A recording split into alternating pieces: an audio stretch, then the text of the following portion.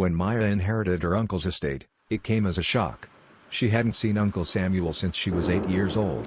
He was a name that floated through family conversations like an old ghost. Your Uncle Samuel, such a brilliant mind, such a strange man, poor thing. She barely remembered his tall, gaunt frame, the way he used to pause before answering questions, like the words had to cross through tunnels in his head before reaching his mouth. The estate was in Black Hollow, a town she'd never visited, a place no one ever spoke of fondly. Her mother had frowned when Maya announced she would go there to settle the will. Just hire someone, Maya, she had said. There's no need to go yourself.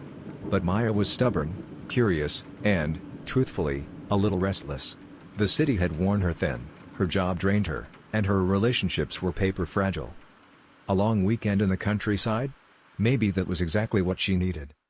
The road to Black Hollow curved through dense forest, the trees hunching over the pavement as if they were whispering among themselves. Maya drove with the window cracked open, her fingers tapping the steering wheel to keep herself awake. The air smelled of damp earth, pine, and something faintly metallic. Her GPS flickered, then died. Maya pulled over, scowling. She pulled out her phone, no signal. Classic, she muttered. When she finally rolled into Black Hollow, it was near dusk. The town was small, a main street with a shuttered diner, an empty post office, and a gas station that looked like it hadn't seen a customer in weeks. As she passed through, a few figures watched her from doorways, thin, pale, with eyes that followed her car without blinking. By the time she reached the estate, the sun had dipped below the trees. The house loomed at the end of a graveled driveway, hidden behind a wrought iron gate. It was old, Victorian style, with tall windows, a tower at one end, and a wraparound porch with missing planks. Ivy strangled the walls, the shutters sagged, and the roof had dark stains like old wounds. She parked, grabbed her overnight bag, and approached the gate. To her surprise, it swung open with a creak before she even touched it. Maya paused. A chill danced up her spine. But she shook it off. The front door was unlocked. Inside, the house smelled of cold stone and dust, but also something faintly sweet, like flowers that had rotted long ago. The hallway stretched before her, lined with portraits. She paused at one, Uncle Samuel, much younger, sharp-cheeked, with eyes that seemed just a little too intense. "Okay, Uncle Samuel," she murmured. "Let's see what kind of mess you left behind." She explored the downstairs rooms, a parlor with draped furniture, a kitchen with cracked tiles, a library where books lay scattered across the floor as if someone had been searching for something in a hurry. The papers she found on the desk were filled with strange notes. The light moves where the eyes do not. Whispers at the edge are not imagination. They know when you listen. Maya shivered. Upstairs, she found the master bedroom, musty but intact, with a large canopy bed. She dropped her bag, kicked off her shoes, and lay down. As her eyes closed, she heard it. A faint rustle. She sat up. Nothing. But as she lay back down, the whisper came again. Soft. Dry. Like paper sliding over paper. Maya's breath caught. She turned on the lamp, heart pounding. Nothing in the room. But outside the window, in the faint moonlight, something moved. Something tall. Maya didn't sleep much that first night. When morning came, she decided to explore the grounds. The backyard was wild, overgrown with thorny bushes and crooked trees. At the edge of the property stood an old greenhouse, the glass fogged and cracked. Inside, she found dried vines tangled over empty pots, broken shelves, and, in the center, a chair. The chair was ordinary, wooden, simple. But someone had tied a rope around its arms, and at its feet were deep scratch marks on the stone floor. Maya backed out slowly. The rest of the day passed in an uneasy blur. She sorted through papers, packed up valuables, and called the lawyer handling the estate. No answer. She didn't dare look at the upstairs rooms yet. By nightfall, the whispering R. She pressed her ear to the plaster and heard voices. Low, urgent, overlapping, as if dozens of people were murmuring at once. She jerked back, heart racing. In the mirror, her reflection didn't move. On the third day, Maya found the basement door. It was locked. She didn't remember seeing a key. But as she turned away, something clattered at her feet. A key. Old, iron, cold to the touch. Her fingers trembled as she fitted it into the lock. The basement smelled of earth, damp stone, and something sharper, coppery, like old blood. She crept down the stairs, flashlight in hand. At the far end of the room was a door she hadn't expected. It was made of blackwood, with carvings she didn't recognize, circles inside circles, sharp angles, twisting lines. Her uncle's journal lay on a nearby table. She flipped it open, heart thudding. The hollow is awake. It sees through the walls, through the ice, through the mirrors. It calls in the dark. Maya backed away. The black door pulsed. Not visually, no, it pulsed inside her mind. A pressure, a tug, like a whisper inside her skull. Come inside. Maya couldn't sleep that night. She heard the door, the black door, even when she left the basement. Not its hinges. Not its wit. Its whisper.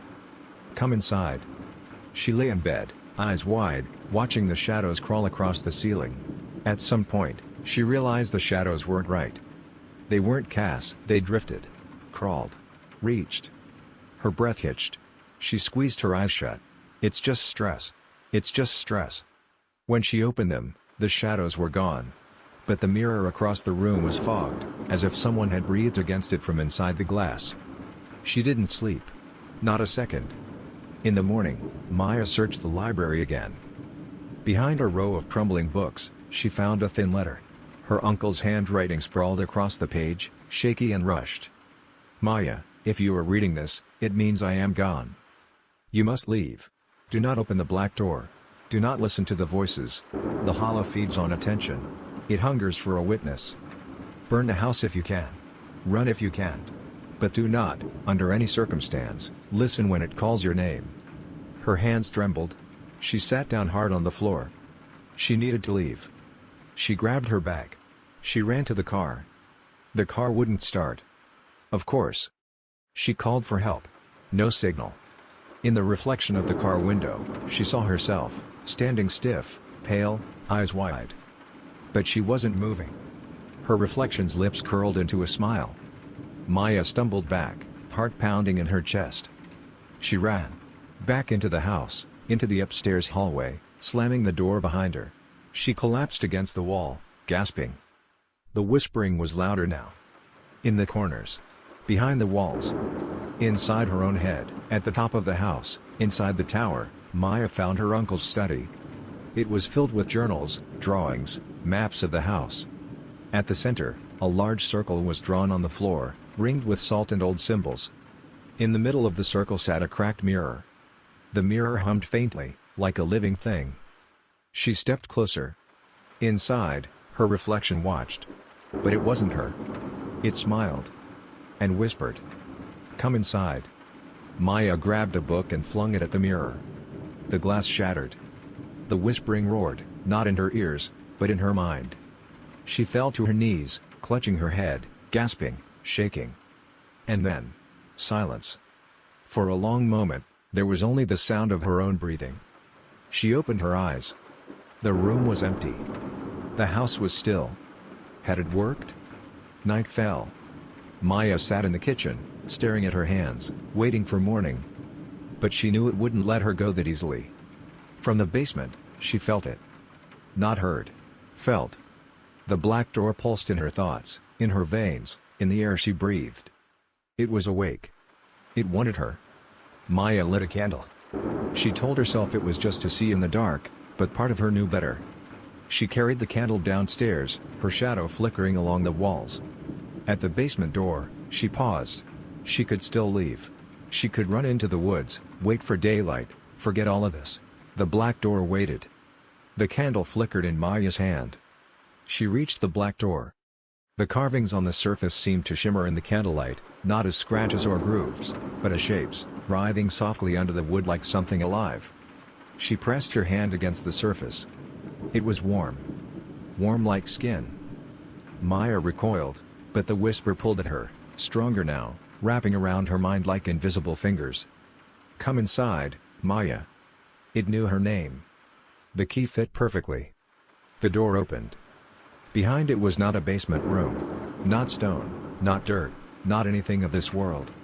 It was a black tunnel, wide as a mouth, lined with walls that pulsed, fleshy, wet, glistening. The air smelled of rotten sweet flowers. Maya's heart hammered in her chest. She should run. She knew she should. But her feet crossed the threshold. Inside, the tunnel pulsed with a low hum, like a heartbeat. The ground beneath her feet was soft, almost spongy, and the walls throbbed faintly with each step. Shapes moved inside the walls. Faces. Hands. Maya swallowed a scream. She forced herself to keep walking, clutching the flickering candle like it was her last lifeline. Somewhere far ahead, she saw a light. The tunnel opened into a vast chamber, round, dark, with the ceiling so high it disappeared into shadow.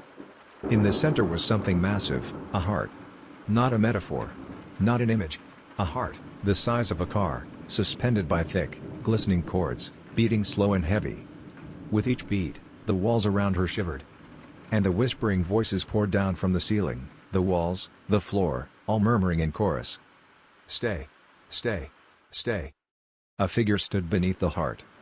Tall. Thin. Dressed in black. Its face was smooth, no eyes, no nose, just a wide mouth, stitched shut. It raised one long hand and pointed at Maya. The whispers grew louder, tighter, pressing into her skin. Suddenly, the figure's mouth split open. One must stay. Maya fell to her knees, gasping, shaking. She understood now. The house needed someone. Always. Her uncle had stayed before her. Now it was her turn. Unless. Maya stood. No, she whispered, though her voice trembled. No. Not me. The figure tilted its head. The whispers hissed. Bring another. Maya stumbled back. She could feel the house opening a path behind her, pushing her out, releasing her, but only because it knew she'd bring someone back. She ran. The house let her go. Maya burst into the daylight, gasping, falling onto the grass. The car started. The road was clear. The town, quiet and watching, faded behind her. She didn't look back. But the whisper stayed in her ears. Bring another. Bring another. Weeks passed. Maya returned to the city. To her mirrors lingered too long on her reflection. Shadows bent wrong in corners. Voices slipped through the cracks of her sleep. At night, she heard the house. Waiting. Hungry. One night, Maya's phone buzzed. A message from an old friend. Hey, we should catch up. Heard you have an old country house now? Looks cool. Maya stared at the screen. Her hand trembled. She knew what the house wanted. She knew she couldn't bear the whispering much longer. She knew she had a choice. The next weekend, Maya drove back. Not alone. Her friend laughed beside her in the car, excited to see the mysterious old estate. The sky darkened. The trees leaned in. The house waited. And as Maya stepped out of the car, she felt the door open inside her mind. Maya's friend, Jenna, stepped out of the car, stretching. God, this place is spooky, she laughed. You sure you're okay staying out here alone? Maya forced a smile. She wasn't sure of anything. As they walked up to the porch, Maya's pulse raced. The house felt aware. She could sense the walls watching, the windows breathing, the ground humming faintly beneath her feet. Jenna pushed open the front door. It's like a horror movie set. She grinned. I love it. Maya's stomach twisted. They spent the evening drinking wine in the parlor. Jenna explored, poking into old rooms, running her hands over dusty banisters. Maya barely spoke. Her mind spun. Could she really do this? Could she lead Jenna to the basement? Could she leave her here, alone, and walk away? But the whisper was constant now, drilling into her skull. Bring another. Bring another. Maya excused herself. She went upstairs, gripping the banister, pressing her forehead to the cool wood. She could still stop this. She could tell Jenna the truth. They could run. But the house would come for her instead. That night, Maya crept to Jenna's door. Her friend was asleep, curled under an old blanket. Maya's throat tightened. Tears blurred her vision. She whispered, I'm sorry. Then she turned and went downstairs. She unlocked the basement door. The black door waited below, faintly pulsing, humming. She didn't have to open it, the house would do the rest. She just had to. Bring Jenna down. Maya woke Jenna gently, smiling, pretending. There's something amazing downstairs, she whispered. You've got to see it. Jenna, still half asleep, laughed. What, you found a secret room or something? Yeah, Maya murmured. Exactly that. Down the steps they went. Into the dark. Maya's heart pounded so hard she thought it would break her ribs. Her hands shook. Jenna reached the black door, frowning. Whoa, this is really weird. Then the door opened. The walls pulsed. The whisper roared. Stay. Jenna screamed. She turned, reaching for Maya, but the house was faster. Tendrils, black, wet, reaching, shot from the walls, wrapping around Jenna's arms, her waist, her neck. Maya stumbled back, sobbing. Jenna's eyes met hers. Maya. Then the tendrils pulled her through the door. Gone. Maya collapsed on the floor, shaking, gasping. The whisper fell silent. The house let her go. She stumbled upstairs, through the front door, into the night. The sky stretched wide and cold above her, stars blinking like pale eyes. She drove. She didn't remember how. She only knew she left. Weeks passed. Maya quit her job. She stopped answering her phone. She drifted through her apartment like a ghost. At night, she dreamed of the house. Of Jenna's face, wide-eyed, mouthing silent words. Of the black door, waiting. The whisper returned. Soft at first, like a memory. Then louder. One is not enough. Maya woke, gasping. Her apartment walls pulsed faintly in the dark. Shadows crawled across her ceiling. She covered the mirrors. She blocked the windows. But she couldn't block the voice. She fought it for as long as she could. But one night, the whisper came inside her own mouth. She heard herself speaking in the dark. Bring another. She packed a bag. She drove back to Black Hollow. He house waited, doors wide, welcoming. Maya stepped inside. I can't keep doing this, she whispered. I won't. The house pulsed. The black door at the bottom of the basement waited. Maya clenched her fists. Take me, then. Silence. Then, slowly. Not you. You are the mouth. You are the hand. You are the key. Maya sat in the Black Hollow library, papers spread around her, old books stacked in a circle. She had to understand. Who built the house? What was the hollow? The town's history was thin. No records of construction, no names attached. But every few decades, the same pattern emerged. People went missing. Always near the edge of the forest. Always near the old estate. Her uncle had known. That's why he stayed. That's why he left her the house. It wasn't an inheritance. It was a trap. An old legend surfaced in her research. Long before the town existed, before the forests were cut, before the roads were laid, there was a woman. A woman who spoke to the dark. They called her Meletha. A witch, a seer, a nameless mother. She lived in a hollow tree at the edge of the world, they said, feeding on whispers, drinking dreams. When they tried to burn her, she laughed. When they buried her body, the ground rejected it. Instead, she became part of the land. She became the hollow. Maya stared at the black door in the basement. It was the mouth. The opening. The place where the witch's hunger slipped into the world. And she, Maya, had become its servant. The house needed someone to open the door. To bring the offerings. To keep the hollow fed. Her uncle had done it. Now it was her turn. Unless. In her uncle's journals, buried deep in the back pages, she found one desperate note. There is only one way to break the chain. The key must go inside. Maya reread it over and over. What did that mean? Was she the key? If she walked through the black door, if she offered herself, would the chain break? Would the house collapse? Would the hollow starve? Maya packed a bag. She brought salt, candles, her uncle's notes, her own will. She stood at the edge of the basement, staring at the black door. Behind her, the house whispered. You are the hand. You are the mouth. You are the key. Maya stepped forward. The door swallowed her. Inside, the walls pulsed wetly. Faces rippled under the surface, mouths open in silent screams. Maya pressed forward. At the heart of the hollow, the great heart beat, slow, steady, enormous. The stitched-mouthed figure waited. Maya stepped into the circle. I'm the key, she whispered. The figure's stitched mouth twisted into a smile. But the hollow did not take her. Instead, it poured into her. Maya felt it, the weight, the hunger, The endless voices, flood her veins, her bones, her breath. The walls shuddered. The faces sank away. The hollow had not been looking for a sacrifice. Maya woke in the grass outside the house.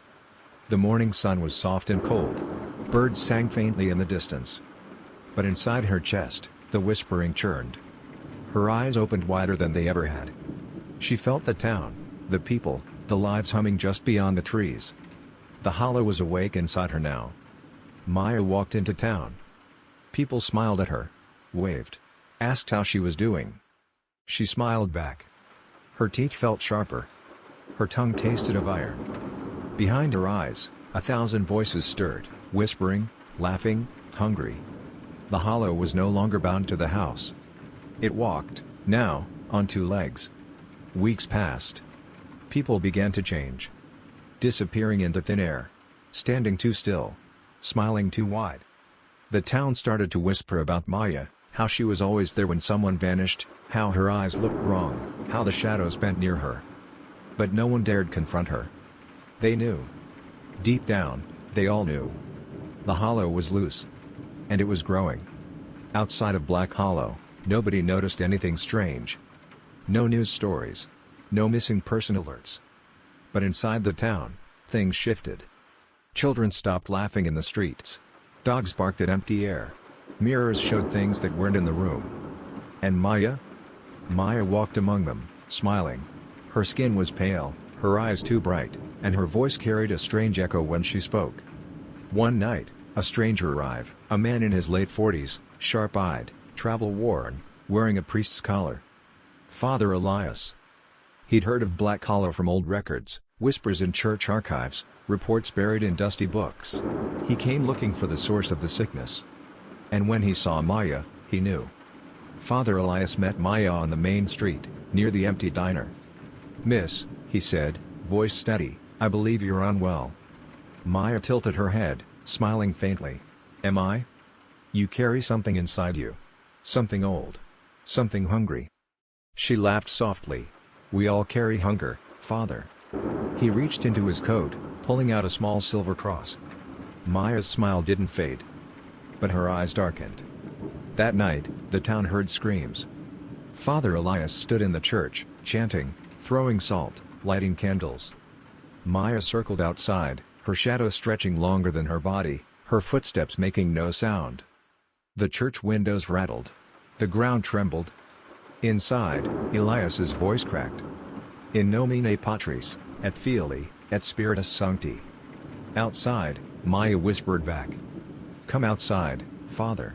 We're waiting." The church doors slammed open. Wind howled inside, snuffing out every candle. Elias fell to his knees, clutching the cross. His breath came in short gasps. Maya stepped inside, her eyes black, her mouth too wide, her fingers stretching like tendrils. "Father," she murmured, voice layered with 1,000 whispers. "There's no saving this place." Elias hurled the cross at her. For a heartbeat, Maya flinched. The hollow hissed through her mouth. But then her laughter filled the room. She stepped closer. "You can't cast out what was never human," she whispered. Elias closed his eyes. He began to pray, one last time. Maya's shadow swallowed him whole. The next morning, Black Hollow woke to find the church empty. The townsfolk barely noticed. Their eyes were dull now. Their smiles fixed. Their dreams whispered with voices not their own. Maya walked through the town square, her steps light, her smile gentle. She was no longer just the vessel. She was the mouthpiece. The hollow spoke through her, and soon, it would spread beyond the town. Cars passed on the highway beyond Black Hollow, their drivers glancing at the map, the signs, the distant silhouette of the old town. No one stopped. Not yet. But the hollow was patient. And Maya was ready. She would open the roads. Invite others in. Bring the whispers outward. One by one. In distant cities, people began to have strange dreams. They saw a woman with 2 wide eyes. They heard 1,000 voices in the background. They walked through tunnels lined with faces, toward a pulsing black door. When they woke, they felt drawn toward a place they couldn't name, a road they didn't remember, a hunger they couldn't explain. It started with one. A young man, restless, dreaming of trees and dark houses, packed his bags and left his city. Then a woman. Then another man. Soon, cars rolled down the highway toward Black Hollow, headlights piercing the dusk, tires crunching on gravel. Maya stood at the edge of town, smiling softly. The Hollow had called. And they had answered. Black Hollow became a dot on the map, small, forgotten, but no longer alone. Whispers spread down the highways, slipped through radio static, flickered in late-night television broadcasts. People across the country dreamed of Maya. Some resisted. Most didn't. Scientists noticed first, an unusual clustering of sleep disorders. Night terrors. Mass hallucinations. Then came the stories, friends disappearing after sleepless nights, family members waking up and driving to places they'd never been, strangers converging on small, unknown towns. At the center of every map was Black Hollow. Reporters came. They filmed the town square, where pale-eyed townsfolk smiled softly, rocking on porches, humming tuneless songs. They tried to interview Maya, but the camera lens cracked when she looked into it, and the reporter collapsed, shaking, whispering words they couldn't understand. The footage went viral. The world watched. Authorities quarantined the town. But the dreams still spread. The Hollow didn't need roads. It didn't need walls. It traveled through minds, through thoughts, through stories. And Maya waited, smiling, as the world realized the trap. In secret government labs, they developed weapons. Sonic pulses. Electromagnetic disruptors. Neural dampeners. They gathered teams of soldiers, scientists, priests, shamans. All prepared to storm Black Hollow. To kill Maya. To shut the mouth. To silence the Hollow. They came at dawn. Tanks rolled over the hills. Drones buzzed overhead. Soldiers in heavy gear swept the streets, weapons raised. Maya stood in the center of town, arms open, eyes wide, smiling. The Hollow pulsed through her. And when they fired, the bullets vanished. The soldiers froze, their eyes rolling back, their mouths whispering ancient, forgotten words. Across the country, across oceans, across continents, people stopped what they were doing. They turned toward the west. Toward Black Hollow. Toward Maya. The Hollow spread through every screen, every signal, every thought. The heart of the world shifted. Cities emptied. Countrysides filled with wandering figures, their feet bloody, their clothes torn, their mouths whispering in unison. The sky darkened. The ground trembled. Maya stood at the edge of the old house, now pulsing, growing, reshaping into something massive, a Kathy. The Hollow was no longer a place. It was the world. Somewhere, far away, in a bunker deep underground, a last human voice spoke into a recording device. If anyone is left. If anyone can hear this. Don't listen to the whispers. Don't follow the dreams. Don't look toward the west. Behind them, the door cracked open. Soft footsteps approached. A faint, familiar whisper filled the room. Come inside. There was no more resistance. No more watchers. No more boundaries. The world belonged to the Hollow. And at its center stood Maya, no longer human, no longer bound, no longer alone. She was the heart. She was the mouth. She was the endless, hungry night. And somewhere, in the dark, far from time, far from light, a faint voice stirs. We wait. We whisper. We hunger. And maybe, just maybe, you, lying there now, in the dark, in your room, reading these words, feel the faintest tug at the edge of your mind. A small, soft whisper. Calling. Waiting. Come inside.